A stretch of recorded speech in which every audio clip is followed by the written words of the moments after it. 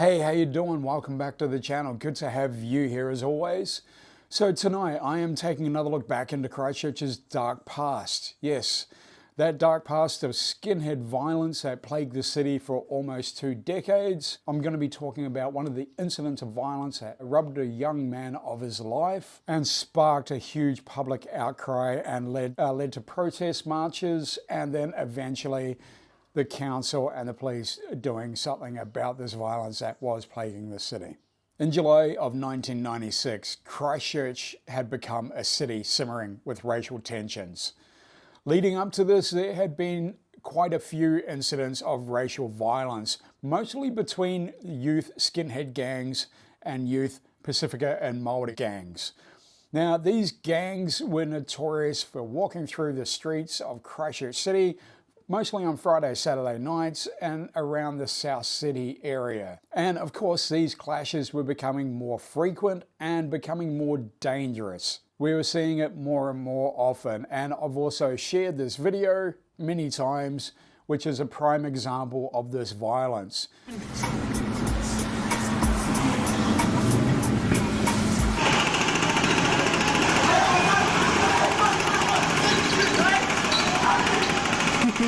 It's gonna go, it's gonna go, it's gonna fucking go. Oh, here we go.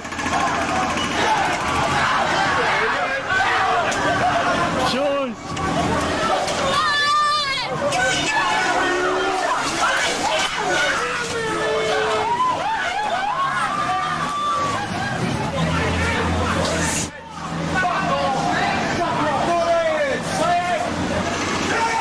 Skinhead gangs would walk the length of Colombo Street, harassing people and looking for fights, and eventually they would find it.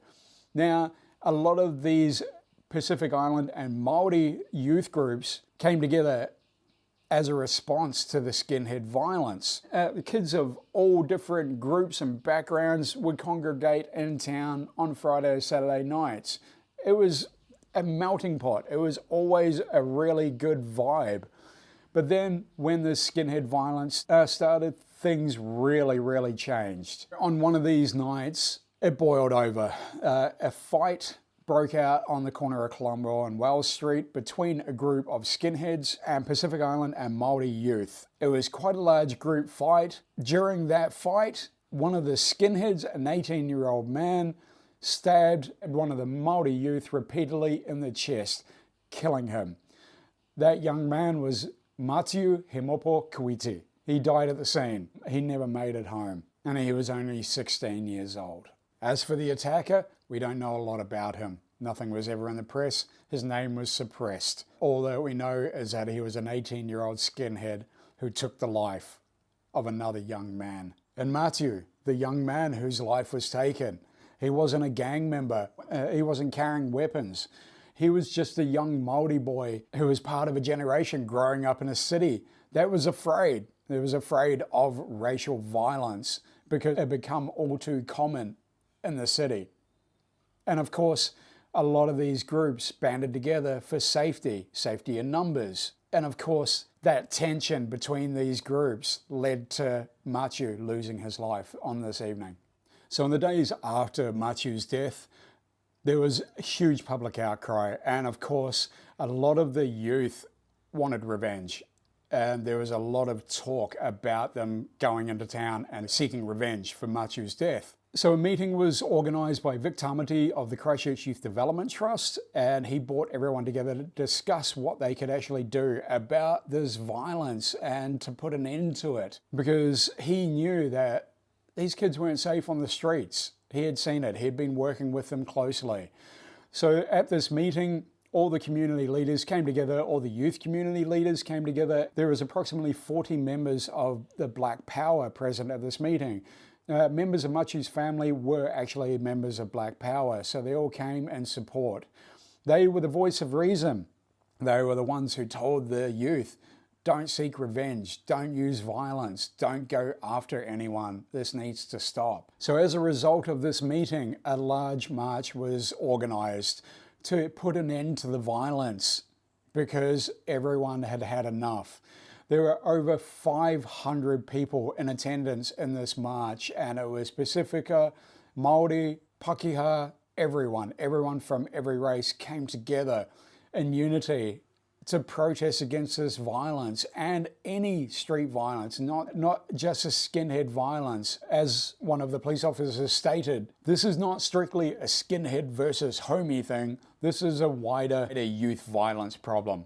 And yes, Christchurch had become a very violent place at that time, and a lot of it was as a reaction to the growing skinhead violence in the city as well. That racial tension had really risen. So after years of ignoring the warnings, Christchurch leaders finally had to respond. In August of that year, Mayor Vicky Buck met with youth leaders who had actually said that they didn't feel safe in their own city. The council then approved $50,000 for youth safety projects, $20,000 for new security cameras in the South City area, and more funding for youth events. Police also promised a stronger presence in this area and in the city overall. Senior Sergeant Fenton Wood admitted the obvious. This wasn't just a gang problem, it was a community on edge, and the violence had to stop. And so did the violence end? Or was Matieu just another statistic in a long history of skinhead perpetrated violence? Well, the violence didn't end. There were many incidents afterwards. A lot of the violent incidents were more targeted, and a lot of the group violence that we saw did actually start to disappear. But the biggest takeaway for me from all of this is how Matieu's story is very much forgotten. In researching this video, I was unable to find almost any information about Matieu, about this story, or even about the perpetrator, whether he was charged or anything like that. There was nothing about it. It was forgotten. Thankfully, Christchurch has moved on. It is a much safer place. There are way fewer incidents of violence like this on the streets nowadays. Matieu Hemopo-Kuiti may not have gotten justice in the courts.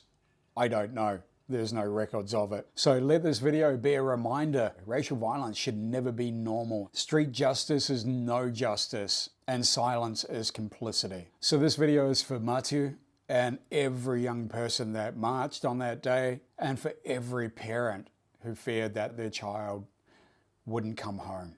We remember. Thank you so much for allowing me to share Matieu's story, and thank you so much for listening in. Really appreciate you being here. And as always, if you're new here or you want to support me, support the channel, there are many different ways you can do it. All the links are in the description below. I'll see you next week for another video. Thanks so much. And also, I do have a live stream starting in about 10 minutes if you want to come over and jump onto that one. But have a great week, everyone. Peace out and love and light to you.